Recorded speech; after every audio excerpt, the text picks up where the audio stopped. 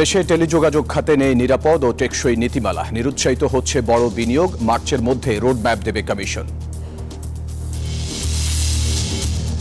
গোপালগঞ্জে বেনজিরের রিসোর্টে গোয়েন্দাদের হানা, বড় অঙ্কের কর ফাঁকির তথ্য। অবৈধ সম্পদের অভিযোগে দুদকের জালে 2 সাবেক প্রতিমন্ত্রী। এবং কিছু পণ্যে ভ্যাট বাড়লেও বাজারে তেমন কোনো প্রভাব নেই, দাবি অর্থ উপদেষ্টার। বাজার সহনীয় রাখতে কাজ করছে সরকার। দর্শক, স্বাগত পূবালী ব্যাংক পিএলসি বিজনেস টাইমে। আপনাদের সাথে আছি আমি ফয়সাল মাহমুদ। দেখছিলেন সংবাদ শিরোনামগুলি। এবারে পুরো খবর। আন্তর্জাতিক মানের ডেটা সেন্টারের জন্য যেসব প্রযুক্তিগত অবকাঠামো প্রয়োজন সেগুলো বাংলাদেশে নেই নিরাপদ ও টেকসই নীতিমালা। ফলে দেশের টেলিযোগাযোগ খাতে নিরুৎসাহিত থাকছে বড় বিনিয়োগ। মঙ্গলবার বিকেলে বিটিআরসি কার্যালয়ের সংবাদ সম্মেলনে এসব কথা বলেন কমিশন চেয়ারম্যান মোহাম্মদ ইমদাদুল বারী। তিনি জানান, সার্বিক টেলিযোগাযোগ খাত পুনর্গঠনে আগামী মার্চের মধ্যেই সরকারের কাছে রোড ম্যাপ দেবে তার দপ্তর। দেশে মোবাইল টেলিযোগাযোগ মাধ্যমের সিম প্রযুক্তিতে কথা বলেন প্রায় 18 কোটি মানুষ। ইন্টারনেট সেবায় যুক্ত প্রায় 12 কোটি, আর ব্রডব্যান্ড ইন্টারনেট সেবা গ্রহীতার সংখ্যা প্রায় 1.5 কোটি। তবে শুরু থেকেই নিরবচ্ছিন্ন সংযোগ নিয়ে ভোক্তা পর্যায়ে রয়েছে চরম অসন্তুষ্টি। আগস্টের পট পরিবর্তনের পর সব খাতে চলছে সংস্কার। টেলিযোগাযোগ খাতের সব অংশীজনদের নিয়ে গঠিত হয় কমিটি।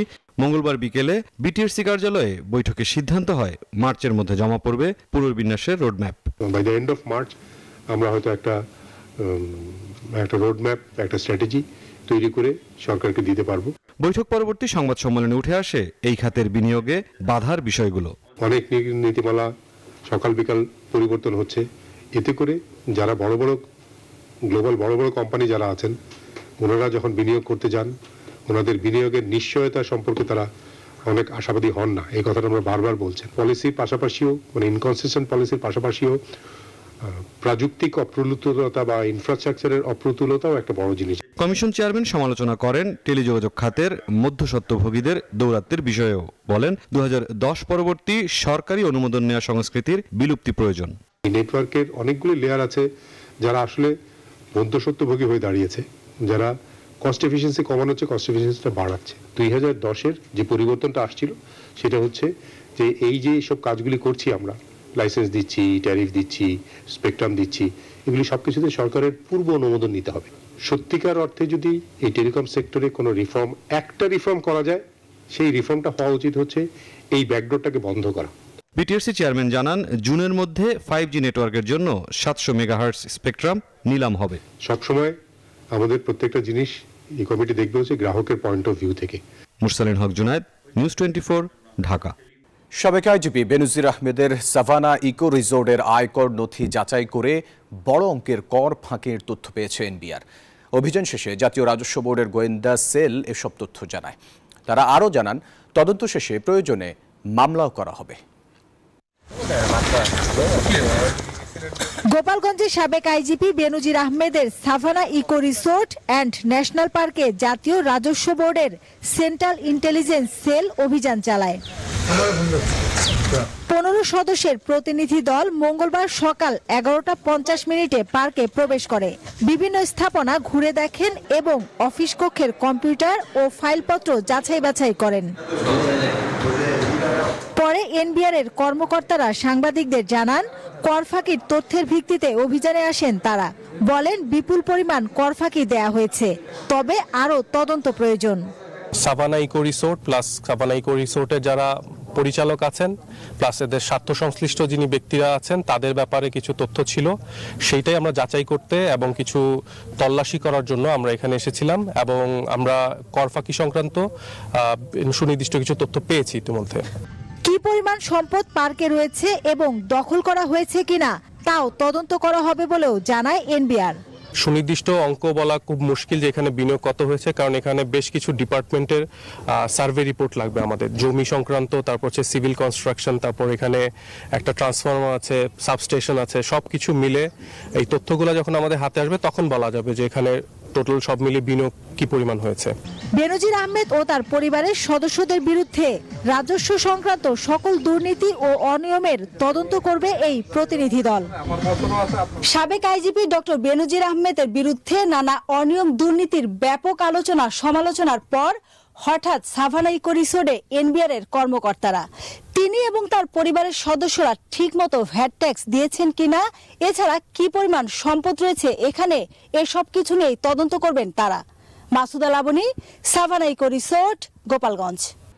কিছু পণ্যে ভ্যাট বাড়লেও বাজারে এর তেমন কোনো প্রভাব নেই, এমনটি দাবি করেছেন অর্থ উপদেষ্টা সালেউদ্দিন আহমেদ। তিনি বলেছেন, আগামী বাজেটে ভ্যাট সমন্বয় করা হবে।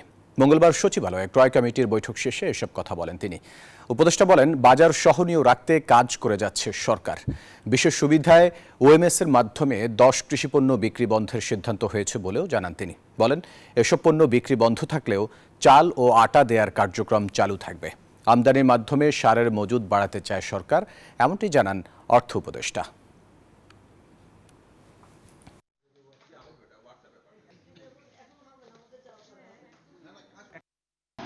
চেষ্টা করছি দ্রব্যমূল্যটা যদি অন্যভাবে আরো সহিষ্ণু করা যায় সেটা আমরা ব্যবস্থা। ওএমএসটা আপনারা জানেন আমরা খুব ইমার্জেন্সি বেসিস এটা আমরা করেছিলাম, ওটা যদি স্পেশাল টাকাও দেওয়া হয়েছে, ওটা সাকসেসফুলি ওটা ইমপ্লিমেন্ট করা গেছে। ঢাকা, চিটাগাং এবং নারায়ণগঞ্জ জায়গায় প্রায় 8 লক্ষের বেশি লোক আমরা কাভার করেছি। আপাতত ডিসেম্বরে আমরা এটা স্থগিত করলাম। ঢাকা ইন্টারন্যাশনাল কনভেনশন সিটি বসুন্ধরায় 3 দিন ব্যাপী এক্সপো পেইন্ট অ্যান্ড কোডিংস এক্সিবিশন শুরু হয়েছে।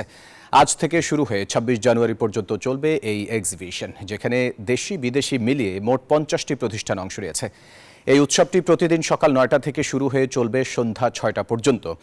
এর আগে সবশেষ 2023 সালে এক্সপো পেইন্ট অ্যান্ড কোডিংস এক্সিবিশনের আয়োজন করে আয়োজকরা। এবছর দ্বিতীয়বারের মতো আয়োজন করা হয়েছে এই উৎসব। উৎসব দেখতে ভিড় জমিয়েছেন সাধারণ মানুষ। আয়োজকরা জানান, রং এবং এই শিল্প সংশ্লিষ্ট বিষয়ে সাধারণ মানুষকে পরিপূর্ণ ধারণা দেওয়ার জন্যই এই উৎসবের আয়োজন করা হয়েছে।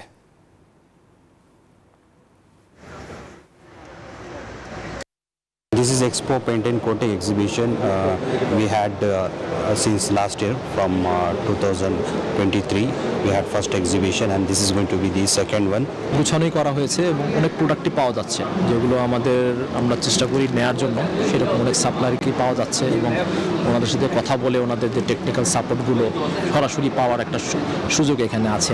স্বাস্থ্য সুরক্ষা নিশ্চিতে তামাকের উপর কার্যকর কর আরোপের চেয়ে তামাক বন্ধের পদক্ষেপে বেশি গুরুত্ব দেওয়া উচিত, এমনটি মন্তব্য করেছেন মৎস্য ও প্রাণী সম্পদ উপদেষ্টা ফরিদা আক্তার। তিনি বলেছেন, তামাক নিয়ন্ত্রণে কর বসানো একটি পদ্ধতি মাত্র, পূর্ণ সমাধান নয়।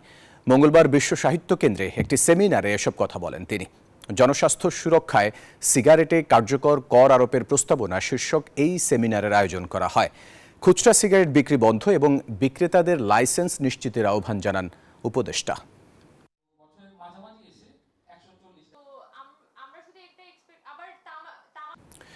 ইতিবাচক প্রবণতায় লেনদেন হয়েছে দেশের প্রধান পুঁজিবাজার ঢাকা স্টক এক্সচেঞ্জ ও চট্টগ্রাম স্টক এক্সচেঞ্জে। পাশাপাশি উভয় শেয়ার বাজারেই বেড়েছে লেনদেনের পরিমাণ। মঙ্গলবার সপ্তাহের তৃতীয় কার্যদিবস শেষে ডিএসইতে বেড়েছে সবকটি সূচকের মান। প্রধান মূল্য সূচক ডিএসই এক্স 6 পয়েন্ট বেড়ে অবস্থান নেয় 5202 পয়েন্টে। পাশাপাশি এদিন গত কার্যদিবসের চেয়ে লেনদেন বেড়েছে 72 কোটি 22 লাখ টাকা। এছাড়া হাতবদল হওয়া শেয়ার ও মিউচুয়াল ফান্ড ইউনিটের মধ্যে দাম বেড়েছে 165টির, কমেছে 156টির এবং অপরিবর্তিত রয়েছে 80টি কোম্পানির শেয়ারের দাম। অন্যদিকে দেশের অপর পুঁজিবাজার সিএসইতে সার্বিক সূচক সিএএসপিআই বেড়েছে 61 পয়েন্ট। আর গত কার্যদিবসের চেয়ে লেনদেন বেড়েছে 1 কোটি 97 লাখ টাকা। আরও 9 শুল্ক স্টেশন দিয়ে আলু আমদানির অনুমতি দিয়েছে জাতীয় রাজস্ব বোর্ড এনবিআর।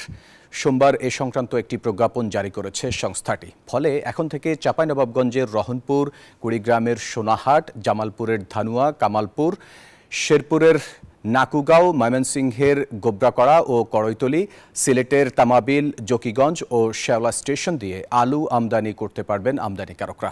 ভারত, নেপাল ও ভুটান থেকে আমদানি করা আলু এই শুল্ক স্টেশন দিয়ে আনা যাবে। আমদানির সুবিধা থাকবে আগামী 31 মার্চ পর্যন্ত। এয়ার পিউরিফায়ার বা বায়ু বিশুদ্ধকরণ যন্ত্র আমদানির উপর শুল্ক হার 25% থেকে কমিয়ে 10% করেছে জাতীয় রাজস্ব বোর্ড এনবিআর। যন্ত্রটি আমদানিতে শুল্ক হার 15% কমেছে। সোমবার এ সংক্রান্ত এক প্রজ্ঞাপন জারি করে এনবিআর। একই সঙ্গে পণ্যটি আমদানিতে আরোপিত নিয়ন্ত্রণমূলক শুল্ক এবং আগাম কর থেকে অব্যাহতি দেওয়া হয়েছে। প্রজ্ঞাপনে বলা হয়েছে, কাস্টমস আইন 2023-এর ধারা 25-এর উপধারা 1 মূল্য সংযোজন কর ও সম্পূরক শুল্ক আইনের ক্ষমতা বলে এবং জাতীয় রাজস্ব বোর্ডের সঙ্গে পরামর্শক্রমে সরকার এই সিদ্ধান্ত নিয়েছে। বাংলাদেশে প্রথম এয়ার পিউরিফাইং এসি টিও ইনভার্টার, সবচেয়ে বড় drum washing machine, premium refrigerator এবং স্মার্ট যন্ত্রপাতি সহ নানান অত্যাধুনিক পণ্যের চিত্রাকর্ষণ প্রদর্শনী আয়োজন করেছে বিশ্বের শীর্ষস্থানীয় গৃহস্থালী পণ্যের ব্র্যান্ড হায়ার। সম্প্রতি অংশীজনকে অনুপ্রাণিত করতে দেশের বিভিন্ন স্টেক হোল্ডার, ডিস্ট্রিবিউটর এবং ব্যবসায়িক অংশীদারদের নিয়ে 2025 সালের পার্টনার্স মিটের এই উদ্ভাবনী সমাবেশের আয়োজন করা হয়েছে। অনুষ্ঠানে প্রতিষ্ঠানটির ডেপুটি ম্যানেজিং ডিরেক্টর ওয়াং শিয়াংজিং বলেন, এবার ব্যবসায়িক গণ্ডির বাইরে গিয়ে পার্টনার মিটটি করতে চেয়েছিল তারা, যেখানে অংশীদাররা হায়ারের উদ্ভাবন দেখতে, স্পর্শ করতে এবং অভিজ্ঞতা লাভ করতে পারবেন।